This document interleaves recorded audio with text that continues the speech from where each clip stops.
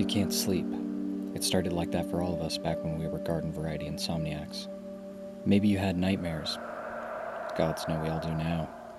Or maybe you just had problems that wouldn't let you get a good night's rest. Hell, maybe you were just overcaffeinated. It doesn't matter.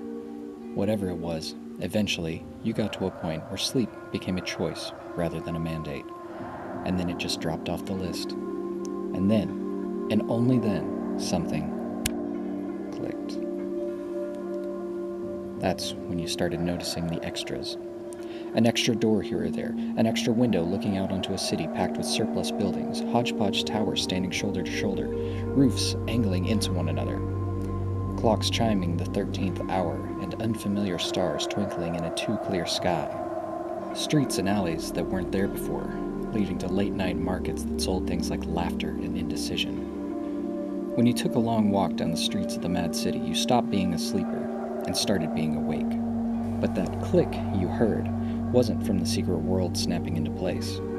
It was the sound of the nightmares flicking off the safety and pointing a loaded gun at your head. When you crossed over, you became a target. They can smell you now, if they get close enough. The paper boys are closing in, and you'd better pray you don't become a headline. You're chum in the water, my friend, and it's time you got ready for it, before the clock strikes 13 again. You're gonna get tired, more tired than you've ever been before. But mark my words, sleep isn't just off the list now. It's an outright enemy that'll strip away your vitality and leave you vulnerable. There's no going back from here on out. There's just one simple rule that must dominate your life. Stay awake.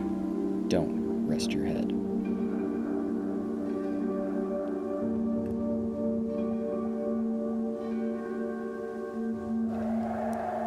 To play Don't Rest Your Head, you'll need the following. Pencils sharpened with kitchen knives, character sheets pressed from fingernail clippings of the players, dice the color of your soul, dice the color of your tears, dice the color of your bones, and dice in the most painful colors you can find.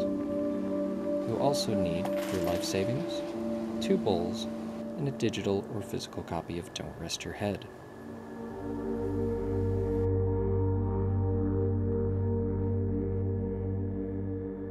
Players always roll at least 3 discipline die, and they can add up to 6 madness or add 1 exhaustion, which will stay with their character.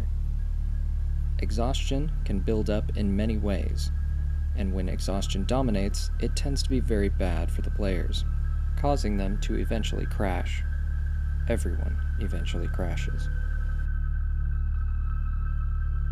Players will have control of the black, red, and white dice, while the Game Master will be using the pain dice, the multicolored dice, for their rolls.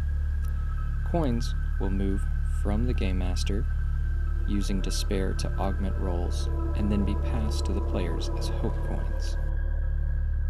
The dice can be divided down the center when it comes to rolling.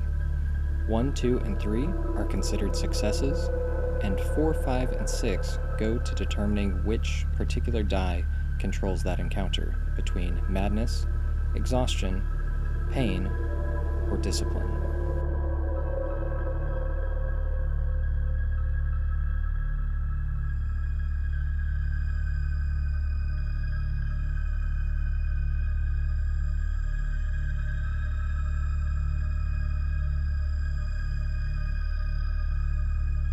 When madness dominates, regardless of the outcome, the situation places great psychological or emotional strain on the protagonist. This will trigger a fight or flight response from the protagonist, and they will check off one of the appropriate boxes. If there are no more boxes to check, the character will snap and permanently add 1 madness die to their character sheet, and remove 1 discipline from their character sheet.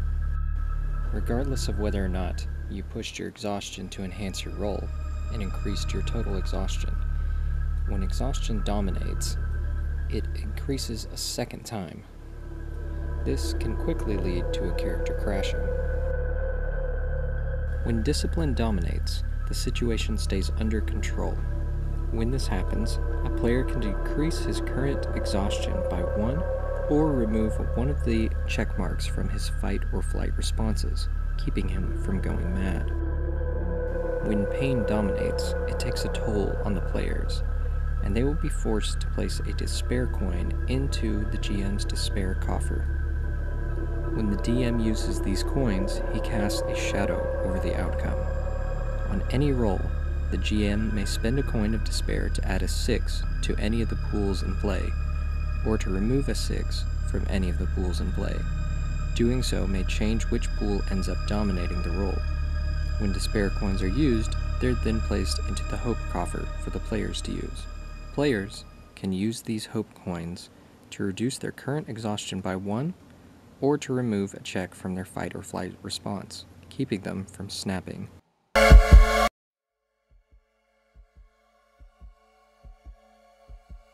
Players also have talents of exhaustion and talents of madness at their disposal.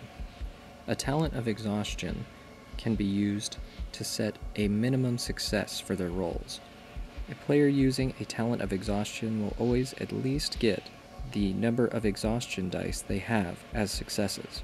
So if they have 2 exhaustion dice, they're guaranteed 2 successes, regardless of what they roll. Talents of exhaustion are based around things that you can do supernaturally better than other people. So it may be running, shooting, playing an instrument better than what is normally possible by a human being.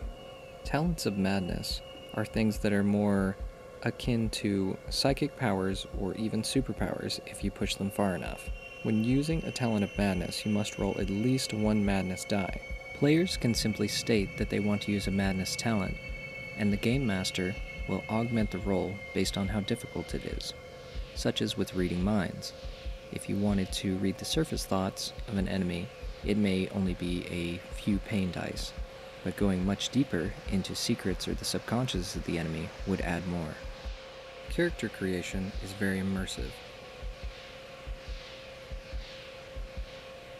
You'll need to take a look at what is keeping your character awake, what just happened to them, what's on the surface, and what lies beneath. You'll also need to decide a path for your character, and figure out what their ultimate goal is.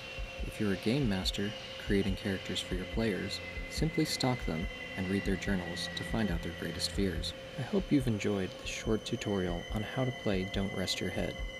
If you're interested in the game, please pick it up at DriveThruRPG or check your local game store.